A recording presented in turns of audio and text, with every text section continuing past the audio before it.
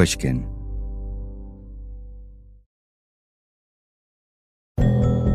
Hello, everyone. It's JR. In today's bonus episode, I'm excited to share a special interview with a friend of mine. He's a pilot who spent nearly 6 years as a POW during the Vietnam War, in a cell not far from the Medal of Honor recipient, Bud Day. Captain Charlie Plumb is a retired U.S. Navy fighter pilot who earned his wings in 1965.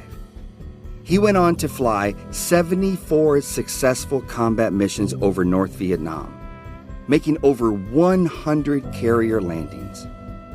Then came his fateful 75th mission. It was May 19, 1967. Charlie was flying an F-4 Phantom jet off the deck of the aircraft carrier USS Kitty Hawk. His mission that day was a high-risk Alpha strike targeting a military complex south of Hanoi, known by pilots as Little Detroit. He was just 5 days away from his scheduled return home when he was shot down. If you listened to our last episode, you'll remember that while he was a POW, Bud Day expressed his courage through pure stoicism and steadfastness, a belief in upholding the code of conduct above all else. But Charlie is a model for another kind of courage, a model based in forgiveness and unbelievable grace. I wanted to talk to him to understand how a man who endured years of brutal captivity could return to Vietnam decades later and find common ground with the man who ordered his torture, something unimaginable to many, including Bud Day. Here's our conversation. So, Charlie, thank you so much for joining. It is such a pleasure to have you on. How are you doing? I'm doing fine, JR, and it's an honor to be with you. Well, thank you so much. And I'd like to begin, before we get into the nearly 6 years that you spent as a POW, I'd like to really get into why you wanted to join the military. I was a farm kid from Kansas, never been out of the 4 states of Kansas, Nebraska, Iowa, Missouri, never seen the ocean. And age 17, I knew I needed an education. My parents were poor. We didn't have running water in the house until I was 7 years old. So at age 17, I knew my parents couldn't afford college, and so I started looking for scholarships. I sent my application to everybody I could think of, just a shotgun approach. And lo and behold, I got an appointment to Annapolis, the Naval Academy. Well, I had no idea what they did in Annapolis. I really did not. And I like to tell you that I had great aspirations of being an admiral and commanding ships and squadrons around the world. That's not true. I needed an education, and this was a free one. And so got on that Greyhound bus, and 2 days later, just like you, I was pledging to defend the Constitution of the United States against all enemies. That's how I got into the military. And so you joined the military. How soon after was it for you where you realized, okay, this is not just going to be maybe a free education, there's going to be a little bit more involvement here? The day I actually showed up at Annapolis, I didn't know how to salute or march or fold my socks. It was quite a transition, from a farm kid from Kansas into a military uniform. I look back on those days, and they were wonderful, but they were not easy. You find yourself deployed on missions, 74 missions. Talk us through the 75th. I flew 74 combat missions, trying to protect the air group from enemy fighters, and I had a couple of ground support missions. But those were very difficult flights for me because I knew I had to be accurate. And so we went lower and took more risks when we were supporting ground troops. And so I was 5 days from the end of my tour of duty on that 75th mission. I felt like I was bulletproof. Overconfident? Probably. And felt like I really was the top gun. It was a big, big deal. It was a big strike called an Alpha strike. We had 3 aircraft carriers, one of which I was on, the Kitty Hawk, and 5 Air Force bases on these targets in Vietnam. So I launched off the Kitty Hawk, rendezvoused at 20,000 feet, took on another 3,000 or 4,000 pounds of jet fuel in an airborne tanker, and pointed the nose towards the beach. Got in just south of Hanoi, the capital city, the most heavily defended city in the world at that time. My role was fighter escort, and we came up close to the target, thought we saw an enemy, and we scooted out to the side of the formation, which was my big mistake. Hit by a surface-to-air missile. It exploded with some 12,000 pounds of jet fuel I had in that airplane and sent that bird topsy-turvy end over end down towards the rice paddy below. I ejected, my co-pilot ejected, our parachutes opened, and in 90 seconds, I went from king of the skies to scum of the earth. Spent the next 2,103 days in communist prison camps. Wow.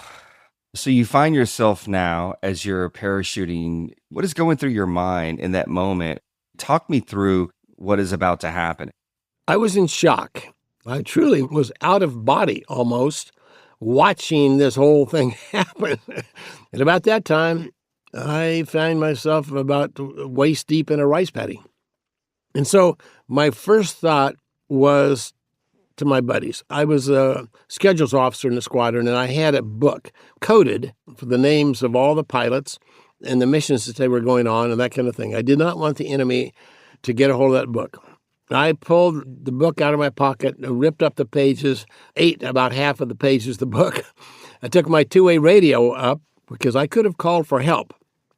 But I was so far into enemy territory that I knew that any rescue would probably be disastrous for the guys in their helicopters coming in to get me. So I made one call and said, see you guys at the end of the war. Please don't try to rescue me. Tore the antenna off the radio, threw it one way and threw the radio the other way. And then I bowed my head and I said a prayer. I prayed for my wife that she would understand this.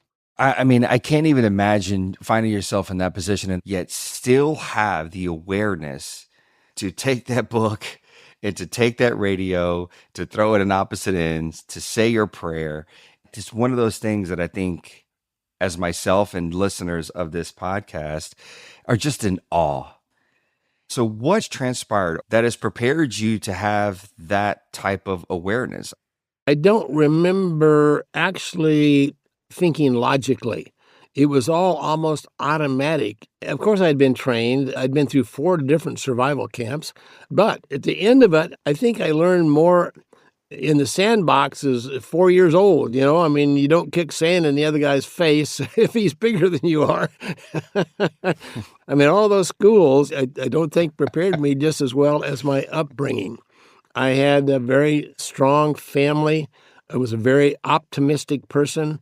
I felt like there was some kind of master plan that I was involved in, and I might never know exactly what it was, but I felt like that somebody or something was in more control of this than I was. Mm. So you land. How quickly did you find yourself now being taken prisoner? I ejected in a very populated area. So I was captured immediately. They were right there. Hauled me into the prison camp, immediately interrogated, tortured for 2 days. And of course, code of conduct, as a lot of your listeners will know, is name, rank, serial number, date of birth. That's all you're obliged to give to the enemy. I flew the skies of Vietnam thinking I'm tough enough. I will never give more than name, rank, serial number, date of birth. I mean, how old were you at this time when this is happening? I was 24. Okay. So after 2 days of the torture, they primarily a bunch of ropes and irons, and they wadded us up like a human pretzel. I buckled. And I never told them anything they could use. I didn't know. I was a junior officer. They didn't tell me secrets. But I certainly went farther than I had intended to go. They tossed me into this little 8-foot by 8-foot prison cell, 8 feet long and 8 feet wide. There's no window. There's a door with a flap in the door so that a guard could come by at any moment and drop that flap and see what you were doing. And of course, we were supposed to be sitting on our board bed thinking about our sins against the North Vietnamese.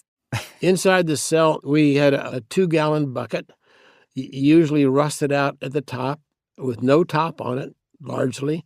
This was our latrine. You got to empty that bucket about every 2 or 3 days. It wasn't very nice at all. They delivered 2 meals a day, about 10 and 2. We got a cup of rice each time, and sometimes a cup of broth. And so I was alone and scared, and I felt very guilty. Lucky for me, well, it's more than luck. I think it was providence. A fellow 2 cells away passed a wire across a storeroom. The cell between us was being used as a storeroom. He passed this wire over the boxes, around the shovels, through the ropes of the storeroom, and into the little hole in my cell wall 14 feet away. The wire scratched on my concrete floor. I thought it was a cricket at first, but I found it, and I pulled on the wire, and it pulled back, and then it disappeared. And I thought, man, I'm in real trouble now. They've tricked me. The wire came back about an hour later with a note wrapped around the end of the wire. The note was written on a dirty piece of toilet paper and just blobs on this piece of toilet paper, and I could barely make it out. But it said, memorize this code, then eat this note. Well, I'd volunteered for a lot of things in the Navy, but I didn't know it was going to come to this. So I did it. The code is a 5x5 matrix of the alphabet, indicating any letter would be represented by 2 numbers, number of the line, then the number of the row. So A is 1-1, Z is 5-5. We left out K, substituted C for a K, so a very cumbersome code. But I started tugging on the wire, and the guy on the other end had designated various letters of the alphabet by certain numbers of tugs. I talked to him for a while. Bob Shoemaker passed me some very important information. He said, you will find that you've joined the finest team you'll ever play on. He said, bar none. I don't care where you go, what you do. This team of American fighter pilots like Jim Stockdale, Medal of Honor winner, and Bud Day, Medal of Honor winner, Leo Thorsness, Medal of Honor winner. In fact, we had a total of 5 in that camp. Our leadership in this prison camp is the best leadership you will ever see. The rest of your life, you will never see leadership like this. Some of them had been there for over 2 years when I showed up. Surely they know something that I don't know. It's incredible. I mean, I think what I hear is when given purpose, right, we show up and we respond, right? And I think that's what I hear is purpose. Yeah. It was a mission that our leadership had established for us. Everything you do, every answer you make in the torture room, everything you do has to be seen through a prism of return with honor. And Shoemaker was telling me this, I felt very ashamed. How can I ever go home and face my family, my fellow fighter pilots, the community, and admit that I'd failed in my mission? Because I did fail in my mission. And I didn't do what I came there to do. And what I was proud to do while I did it, suddenly, I am on the other side of this equation. I'm a failure. And I paced 3 steps one way and 3 steps the other in that 8-foot by 8-foot prison cell, feeling guilty about what I had done. We're going to take a quick break.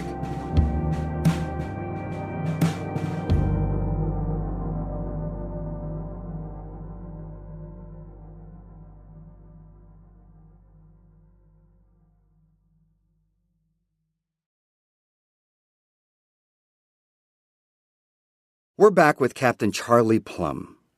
He's just gotten in touch with other captured U.S. airmen in the camp, using a secret code to talk to Bob Shoemaker. And he's realizing the gravity of telling the enemy the information he has. I was convinced that there were other fighter pilots in that prison camp, that they were all probably older and more mature. They were better fighter pilots, and they probably didn't stray from name, rank, serial number, date of birth like I did, that they had accomplished their mission and I had failed in mine. So pacing along, feeling sorry for myself and blaming everybody I could think of. I was blaming the enemy. I was blaming the guards that tortured me. I was blaming the mechanic that put the airplane together, thinking that at the end of the war, maybe I would go to some foreign country, change my name, because I didn't want anybody to know how terribly I'd failed. And finally, I said, Bob, I have a confession to make. And when I tell you what I did, you might not want to communicate with me anymore, because if our roles were reversed and you did what I did, I wouldn't want to talk to you either. He said, what'd you do, Plumber? That was my call sign, Plumber. I said, I failed. I broke. I'm sorry to tell you this, but the torture was too great. And he tugged back on the wire through the wall. He said, hell, everybody broke. There's not a man in this prison camp who was as strong as he wanted to be, what he expected of himself. So get over it. We still have a war to fight. We're going to pursue this war till our last dying breath. I dropped the wire that somebody else had gone through this experience and fallen down, but then gotten right back up and pursued his mission. And just their sharing with me how they have responded to the guilt and the pain and the misery that they were going through with a strong sense of community, that we were helping each other out. And so that was sort of the beginning of my understanding that I had to forgive myself for being so weak in the torture room. You know, it seems like the opportunity to interact with the other prisoners in that particular camp is essentially what saved you. That brotherhood and that camaraderie, and how no matter where you are, no matter what the conditions are, you're going to be together. You're going to stick together. You're going to show up for one another. Yeah. Once I gained communication with the other guys, we spent hours and hours on the wall, tugging on wires or tapping on walls. And I think it's a great lesson of life is lots of times we need help. And your listeners will probably be surprised that in that prison camp, I remember many times my stomach hurt from laughing so hard. There was just an awful lot of humor, jokes, that we would tell. We even numbered our jokes, and you just come up with a number. The guy knew the joke you were talking about, and then he would add a pun to the end of the joke. and when your birthday came, man, your buddies were giving you plates and plates of food and an orchestra to play. And the birthday cake was always the shape of a big aircraft carrier with girls hopping out of the aircraft carrier. It was all in our mind. It was all tapping on walls. But you always look forward. But it worked. It worked. We were saving the lives of each other. And we had a purpose in life. We had a goal. And keep that goal foremost in your mind regardless of what you're going through.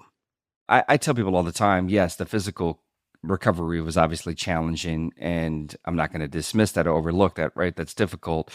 But for me personally, in my recovery and what I had to navigate, the mental, that's where it's at. And what are some of the daily things that you're saying to yourself to remember that you're on the offensive? So Shoemaker passed along to me patriotic quotes and Bible verses and stories and jokes. And one of the little poems that he sent across really turned me around. The poem was this: acid does more harm in the vessel it's stored than on the subject it's poured. That wire was a revelation to me. The first time that a young guard, couldn't have been more than 14 or 15 years old, he brought his girlfriend into my cell to show her how tough he was. He hit me with his rifle butt and kicked me with his steel-toed boots. And she's back in the corner of my prison cell laughing and enjoying how tough her boyfriend was. And that was tough for me to overcome. But that I couldn't waller in this misery and pain because it wasn't doing me any good at all. In fact, it was very harmful. This acid that was within me wasn't hurting the enemy at all. It was destroying me. I thought, I'm not going to do this to myself. I got to do something to make this worthwhile. I found in that prison camp, if you harbor this acid within you and you don't forgive people, you're on a downhill slope. You're not going to make it. And it's not hurting the enemy. It's going to kill me. is going to be more harmful than anything I spew out towards the enemy or anybody else. I looked around at that 8-foot by 8-foot cell with the rats and the bugs and the filth. Wait a minute. My restriction was not the 8 feet between the walls. It was the 8 inches between my ears. This was a mental game. I was in this mental box. I designed this box by myself, and I recognized immediately that I had to get out of that mental box. That was the true restriction of what I was going through. I'm going to find some value in all of this pain. And then I saw the value in forgiveness. And I found great pleasure and joy and peace in that action of forgiveness. Now, it took a while, sometimes, but eventually I was ready to forgive the guards that tortured me. I was ready to forgive the camp commander. And after that, life became a lot easier for me. So here you are, 24 years of life. I mean, you were in captivity for nearly 6 years. I mean, over 2,100 days of doing this exercise and this work. I mean, is that enough to get you through everything that you endured for nearly 3 years? So we had no books to read, no windows to look out, no TV, telephone. We didn't have any communication with the outside world at all. And so, especially in solitary confinement, we were in our own heads probably 20 hours a day. That's all we had was ourselves. So I went back through my life. I decided to try to make an autobiography from the very beginning at 3.5 years old, step by step, every day, every book I'd ever read, every movie I'd ever seen, every teacher I'd ever had, every girl I'd ever dated. How long do you think it took me to recapture every memory in my life? About 3 months. I felt like I had totally exhausted my entire memory database. But in going back for the 24 years that I had lived, I tried to pick out the positive parts. Then I decided to plan the future. I started to try to figure out what I'd do, what kids my wife and I would have together, where we would live, where we would vacation, what kind of cars we would drive, all this stuff for 20 years. Well, that took another 3 months, and then I wasn't home. So I went back through that future and replanned. So anyway, I'm telling you all of the mental things that I came up with myself. We're going to take a quick break. And when we're back, Charlie goes home.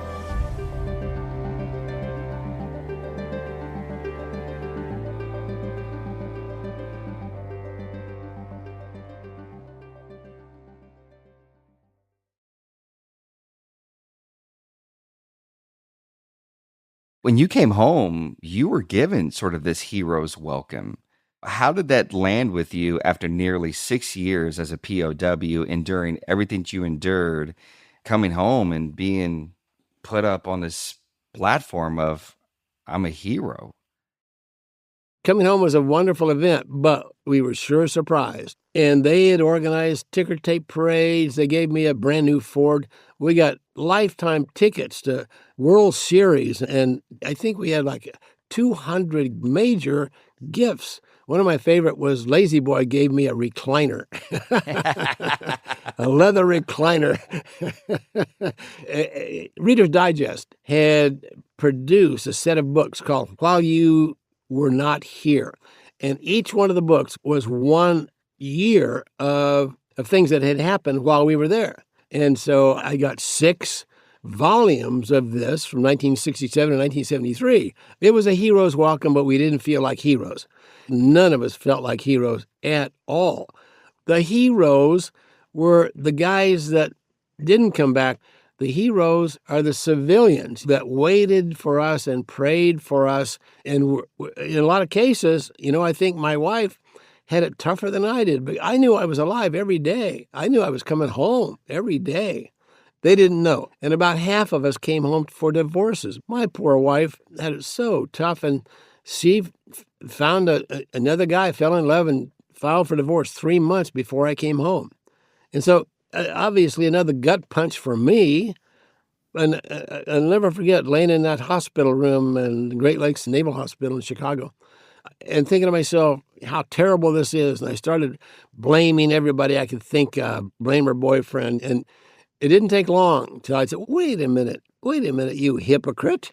You know, that little poem about acid within you hurts you more than it hurts anybody else.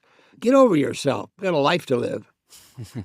You know, Charlie, there's something that keeps popping up to me, and I'm curious. I keep hearing the word forgiveness throughout our conversation, and forgiveness continued to be a theme over the course of your life. But there's another element of this that you had to really lean on. Talk to us about what transpired 10 years ago when you went back to Vietnam. I was hounded by the guy who ran the history department of University of Hanoi. He contacted me and said, hey, I want you to come back. We've got the camp commander who wants to see a prisoner of war before he dies. He was in charge of all of our torture. I was surprised that any camp commander who had been so ruthless would ever want to see me. And I tried to figure this out in my mind. Is this some kind of a trick? And so they pursued this because I refused to go back to Vietnam several times. In fact, this went on for like 3 years because I didn't see any purpose. This may be painful for me. It's a pain that I don't need. Why would I ever go through this? No, thank you. And then when they inferred that he wanted to see me and that it might be because he was in his late 80s and wanted to apologize. Okay, maybe it's going to be good for him, and maybe this will be good for me. And then, of course, when they invited my family to go with me for a vacation, I thought that would be interesting for my kids to see the prison cell that I was in, because it's a museum now. So I'll go do this. But even before I met the guy, I really was confused and apprehensive, I guess, about what he was going to say to me. Now, my kids, even though they know my philosophy in life, my kids thought, Dad's going to break loose and punch the guy. He talks a big story, but this forgiveness thing, maybe he doesn't really believe it, especially when he comes face to face with the guy that tortured him. Yeah, I can imagine. And what did you feel when you saw him? What happened? So he had a little shack. It was his little retirement home on a river. So he came out. He was nervous, as nervous as I was. I felt safe. I felt secure, but I had no idea what I was walking into. The guy offered me his homemade beer, and it was in a plastic Pepsi-Cola bottle. And it was pretty good beer. I talked to him for probably 45 minutes or an hour.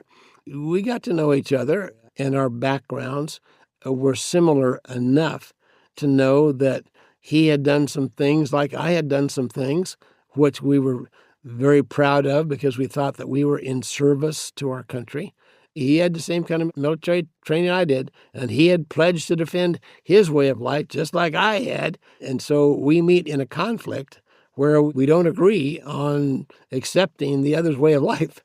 But there's certain commonality with anyone you have a conflict with. If you research this thing, if you think about it enough, we're more alike than we are different. He never told me he forgave me, and I never told him that I forgave him. He never really admitted any kind of a mistake, and he would never admit to ever harming an American. He wanted to hug me, and I hugged him back. There was smiles and there was humor in our conversation. I mean, we didn't leave as best friends, but I think we both felt very vulnerable. Two military guys from opposite sides of the war. He'd fought for his country, I fought for my country, and it's so important that we connect and that we forgive and we honor the people regardless of what they do to us, that we see value in everyone. That's kind of my attitude, and that's what I live for. I mean, that's incredible. There's some component to that where I can identify with what you're saying. I mean, Bud Day, when he came home, he was angry, like a lot of service members were, of course. And, for you to access this element of forgiveness to go meet this camp commander. It's very noble, my friend.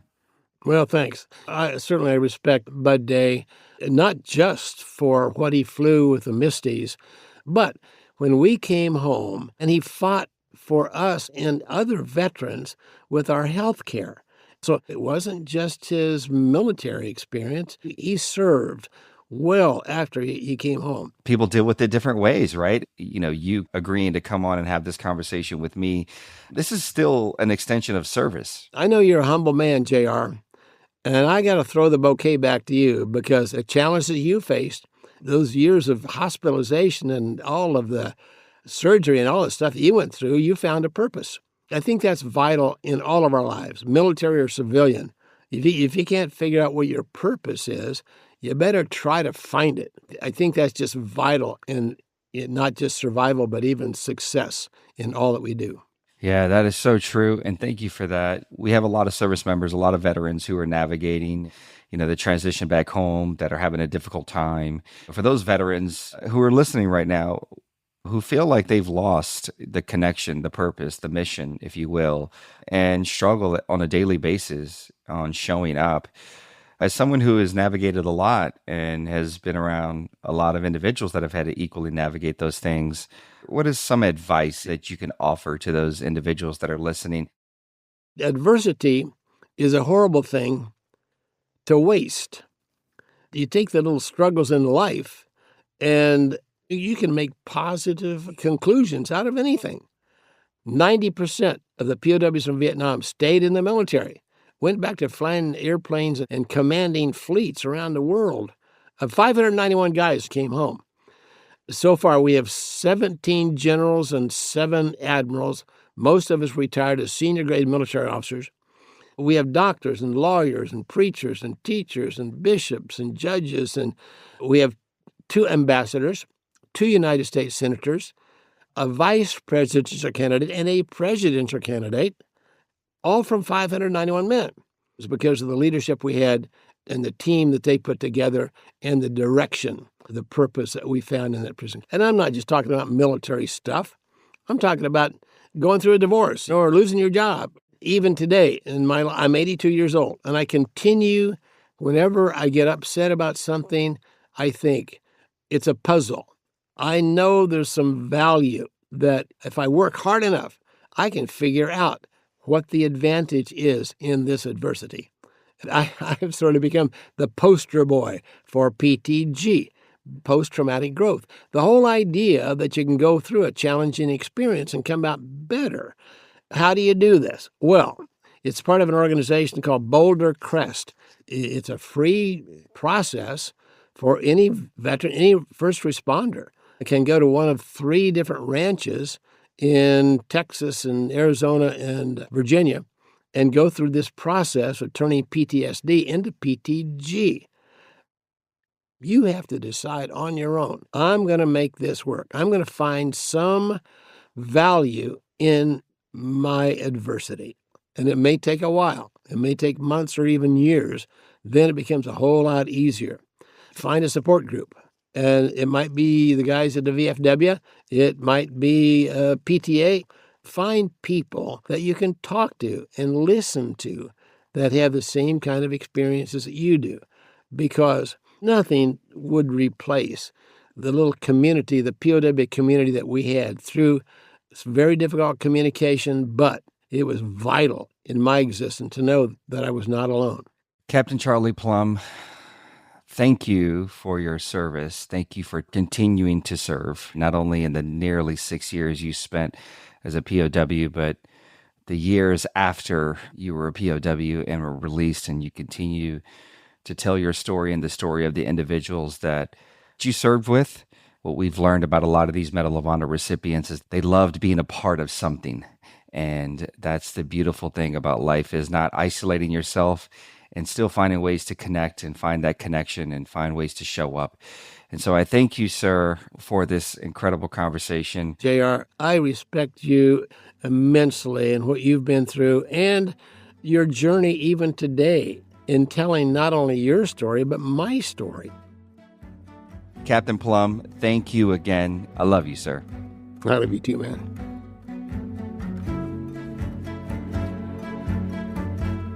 To keep up with Captain Charlie Plumb, you can pick up his book, I'm No Hero, or visit his website, charlieplumb.com. If you write him, he'll answer your email himself. If you're curious to learn more about post-traumatic growth, check out the website bouldercrest.org. That's Boulder with a U after the O. And for more on that prison, you can check out our episode about Bud Day. Thanks for listening. This episode of Medal of Honor, Stories of Courage was produced by Jess Shane. Our editor is Ben Nadaf Hafri. Sound design and additional music by Jake Gorski. This episode was mixed by Sarah Bruguer. Our executive producer is Constanza Gallardo. Fact-checking by Arthur Gompertz. And original music by Eric Phillips. Don't forget, we want to hear from you. Send us your personal story of courage or highlight someone else's bravery. Email us at medalofhonor@pushkin.fm. You might hear your stories on future episodes of Medal of Honor or see them on our social channels at Pushkin Pods. I'm your host, J.R. Martinez.